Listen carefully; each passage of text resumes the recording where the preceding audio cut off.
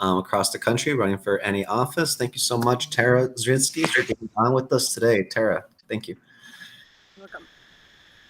Tara, we understand you're running for Northampton County Council. Yep. So Northampton County is in Pennsylvania, as I understand. And can you tell us a little bit of what this seat, actually does for the people of Pennsylvania, and why you felt the need to run for this particular seat? Sure. So I'm actually already on county council, and I'm running for re-election for 4 more years. So on county council, we have several services that we oversee in the county, like human services. That would be children and youth, veteran services. It would be Graysdale Nursing Home that we oversee and make budgetary decisions for, and then also personnel decisions. Then we have economic development that we oversee in the county, which includes like capital projects, roads and bridges, and also different industries that are in Northampton County, and we're in charge of helping to develop jobs and create things like that. And then I'm chair of the Energy, Environment, and Land Use Committee, and our committee oversees parks, recreation, open space, any sort of land preservation. We're also overseeing energy use in terms of how we utilize energy, either for instance, like solar on the forensic building or the hydropower plant that we're putting in Moore Park. And then we also have a lot of environmental issues that we deal with in the county.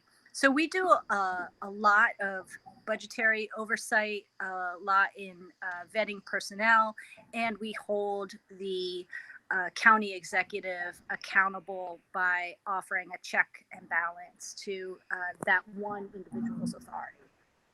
Gotcha. And I apologize for not getting on my list that you were one of our candidates running for re-election, but at that county level, it sounds like you had to be on the forefront of COVID, and as you said, energy crisis in Pennsylvania. It's also been one of the pioneering regions for fracking that is now kind of at a crossroads with energy policy, as far as grassroots activists go. Can you tell us a little bit on what you're hoping in your re-election to really pronounce and those policies this time around? Mm-hmm. Sure. Well, one of the reasons why I had run for county council in the first place was because I was local coordinator for Food and Water Watch, and I did a lot of grassroots organizing around anti-fracking and pipeline opposition. In Northampton County, we actually have a pipeline going through our county. It's the Penn East Pipeline.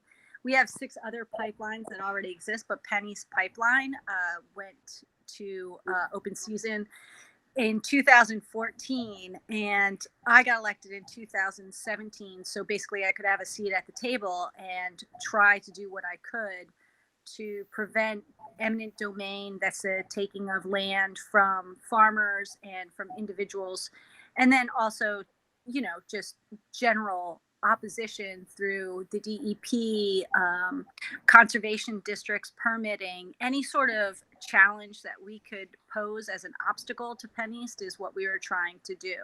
And at least at the county level, we were able to do a lot of things in regards to that. So in that aspect, we're trying to see how energy can be utilized. Otherwise, as I said, we're putting a hydropower plant in that should power all of Northampton County's municipal buildings. And then also we put solar on our forensic center that we just built. So we're trying to figure out how we can do that. And then also with development in our area, there's a lot of developmental pressure from warehouses. Warehouses bring a lot of truck traffic, which also brings a lot of air pollution. Our Lehigh Valley region is one of the worst areas for air pollution. And with that brings like asthma and COPD, and all sorts of different breathing issues and health risks. And so one of the things that we're trying to do is stave off the warehouse proliferation, which has just become so prevalent in the Lehigh Valley.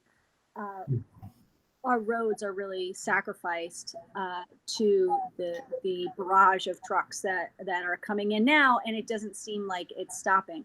So how we're able to stop that is to, or not stop, at least mitigate it. Make sure that it's smart development and that these warehouses go in places that they should go in. The municipalities have reign over zoning, and I've attended many of those meetings, and I've helped organize and sat with other organizations that are against poor warehouse development. And we're also getting a global watershed study, because a lot of the permitting that goes through for these warehouses has to do with stormwater management, which is at the county level. And so we're doing a lot to try to figure out what the best management practices are and how to manage our stormwater more effectively. And these warehouses take up a lot of impervious surface, so they really affect how water runs off and where it runs off to, and how effectively we can drain, or in the case of what we've experienced lately is a lot of flooding. So that's where climate change issues really come into effect. And we're coming to the forefront of really trying to engage climate activism in the county, so that we're making a climate action plan through the Lehigh Valley Planning Commission. And a lot of those things are what we've been working on, and I've been able to be involved with over the last 4 years, which is why I am seeking re-election, because I'm just not done. These environmental issues really need to be addressed. We need to continue to champion them, and I have been at the forefront of all of these issues, trying to just sound the alarm that we need to pay attention whenever policy is being made to the potential environmental risks, hazards, and then health impacts that go hand in hand with every policy that's being made. Yes, well, we want to thank you for your role. It seems like at the county level, it's a very pivotal role, between the state, operators, where we're seeing right now at the national level, senators have the power to block legislation, but maybe not unilaterally pass legislation. But at the municipal level, per your point, the zoning laws that really micromanage a lot of the possibility of what's what's possible in the imagination, of the area at the county level, navigating that world to help both grassroots activists and the well-meaning actors at a higher echelons. We thank you for doing that for 4 years. We're definitely rooting for your re-election. What can our viewers at home do to help you make sure that you get back in the seat? You can go to voteforzrinski.org, and you can volunteer. We just had a phone bank tonight, but we're going to have many more phone banks and text banks. You can donate, of course. That's always welcome. We're also running canvases. Due to COVID last year, we weren't able to run canvases, but now people seem much more receptive at the doors, especially if you back off a little bit. And we're really trying to engage voters at every level. Next weekend, I am on Friday from 6 to 9. I am having a fundraising event at 2293 Black River Road in Bethlehem. And it's going to be basically an outdoor concert. Keystone Groove is going to be playing on this beautiful farm and open space. And we're going to have a pavilion there, and beer, brats, and the band. So come out and support if you're in the area. And if not, your remote support is definitely welcome at any one of our phone banks, text banks, or canvases. Awesome. Well, the link should be in the description. Tara, here at the Collective Social Network, wishing you the best of luck. Thank you again for being on with us. Thank you so much. I appreciate it. Have a great night. You as well.